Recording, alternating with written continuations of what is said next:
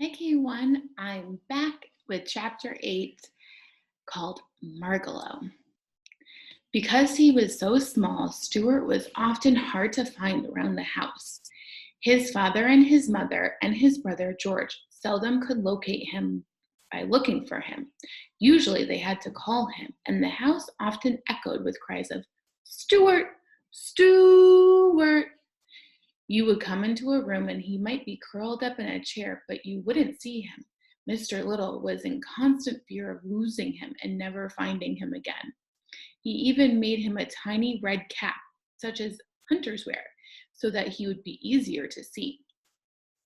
One day when he was 7 years old, Stuart was in the kitchen watching his mother make tapioca pudding. He was feeling very hungry, and when Mrs. Little opened the door of the electric refrigerator to get something, Stuart flipped inside to see if he could find a piece of cheese. He supposed, of course, his mother had seen him, and when the door swung shut, he realized he was locked in. It surprised him greatly. "Help!" he called. "It's dark in here. It's cold in this refrigerator. Help! Let me out. I'm getting colder by the minute." But his voice was not strong enough to penetrate the thick wall. In the darkness, he stumbled and fell into a saucer of prunes. The juice was very cold. Stuart shivered and his teeth chattered. It wasn't until half an hour later that Mrs. Little again opened the door and found him standing on a butter plate, beating his arms together to try to keep warm and blowing on his hands and hopping up and down. "Mercy!" she cried. "Stuart, my poor little boy." "How about a nip of brandy," said Stuart. "I'm chilled to the bone." But his mother made him some hot broth instead and put him to bed in his box with a doll's hot water bottle against his feet. Even so, Stuart caught a bad cold and this turned into bronchitis, and Stuart had to stay in bed for almost 2 weeks.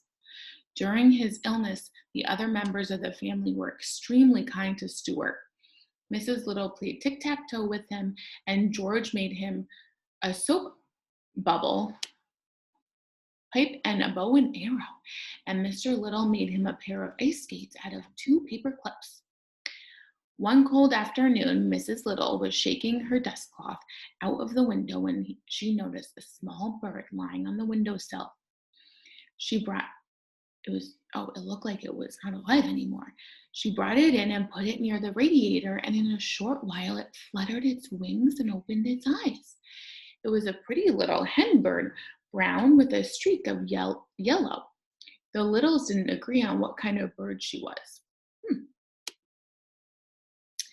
"She's a wall-eyed Viero," said George scientifically. "I think she's more like a young wren," said Mr. Little. Anyway, they fixed a place for her in the living room and fed her and gave her a cup of water. Soon she felt much better and went hopping around the house, examining everything with the greatest care and interest. Presently, she hopped upstairs and into Stuart's room where he was lying in bed. "Hello," said Stuart. "Who are you? Where did you come from?" "Hi, my name is Margalo," said the bird softly in a musical voice. "I come from fields once tall with wheat, from pastures deep in fern and thistle.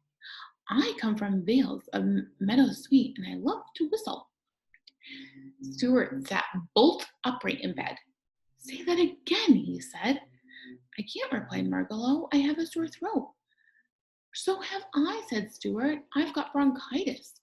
You better not get too near me. You might catch it." "I'll stay right here by the door," said Margalo. "You can use some of my gargle if you want to," said Stuart. "And here are some nose drops, and I have plenty of Kleenex." "Thank you very much. You are very kind," replied the bird. "Did they take your temperature?" asked Stuart, who was beginning to worried, be genuinely worried about his new friend's health. "No," said Margalo, "but I don't think it will be necessary." "Oh, we better make sure," said Stuart, "because I would hate to have anything happen to you. Here," and he tossed her the thermometer. Margalo put it under her tongue, and she and Stuart sat very still for 3 minutes. Then she took it out and looked at it, turning it very slowly and carefully. "Normal," she announced. Stuart felt his heart leap for gladness. It seemed to him that he had never seen any creature so beautiful as this bird, and he already loved her. "I hope," he remarked, "that my parents have fixed you up with a decent place to sleep." "Oh, yes," Margalo replied. "I'm going to sleep in the Boston Fern on the bookshelf in the living room. It's a nice place for a city location. And now, if you'll excuse me, I think I shall go to bed. I see it's getting dark outside. I always go to bed at sundown. Good night, sir." "Please don't call me sir," cried Stuart. "Call me Stuart." "Very well," said the bird. "Good night, Stuart." And she hopped off with light, bouncing steps. "Good night, Margalo," cried Stuart. "See you in the morning." Stuart settled back under the bedclothes again. There's a mighty fine bird," he whispered, and sighed a tender sigh. When Mrs. Little came in later to tuck Stuart in for the night and hear his prayers, Stuart asked her if she thought the bird would be quite safe sleeping down in the living room. "Quite safe, my dear," replied Mr. Little. "What about the cat Snowbell?" asked Stuart sternly. "Snowbell won't touch the bird," his mother said. "You go to sleep and forget about it." Mrs. Little opened the window and turned out the light. Stuart closed his eyes and lay there in the dark, but he couldn't seem to go to sleep. He tossed and turned, and the bedclothes got all rumpled up. He kept thinking about the bird downstairs asleep in the fern.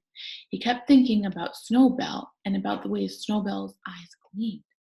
Finally, unable to stand it any longer, he switched on the light. "There's just something in me that doesn't trust a cat," he muttered. "I can't sleep knowing that Margalo is in danger." Pushing the covers back, Stuart climbed out of bed. He put on his wrapper and slippers. Taking his bow and arrow and his flashlight, he tiptoed out into the hall. Everybody had gone to bed and the house was dark. Stuart found his way to the stairs and descended slowly and cautiously into the living room, making no noise. His throat hurt him and he felt a little bit dizzy. "Sick as I am," he said to himself, "this has got to be done." Being careful not to make a sound, he stole across to the lamp by the bookshelf, shimmied up the cord, and climbed out onto the shelf. There was a faint ray of light from the street lamp outside, and Stuart could dimly see Margalo asleep in the fern, her head tucked under her wing. "Sleep dwell upon thine eyes, peace in thy breast," he whispered, repeating a speech he had heard in the movies. Then he hid behind a candlestick and waited, listening and watching. For half an hour he saw nothing, heard nothing but the faint ruffle of Margalo's wings when she stirred in a dream.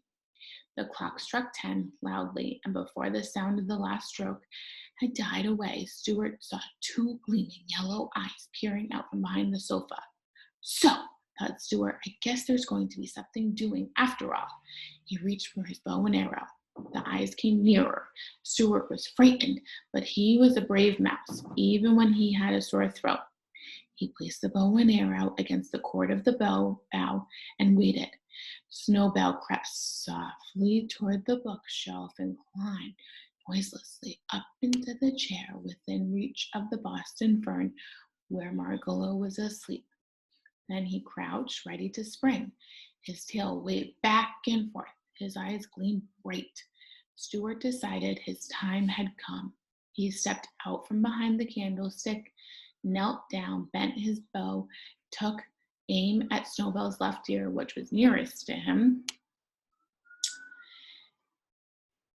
"This is the finest thing I've ever done," thought Stuart, and he shot the arrow straight into the cat's ears. Snowbell squealed with pain and jumped down and ran off toward the kitchen. "A direct hit," thought Stuart. "Thank heaven. Well, there's a good night's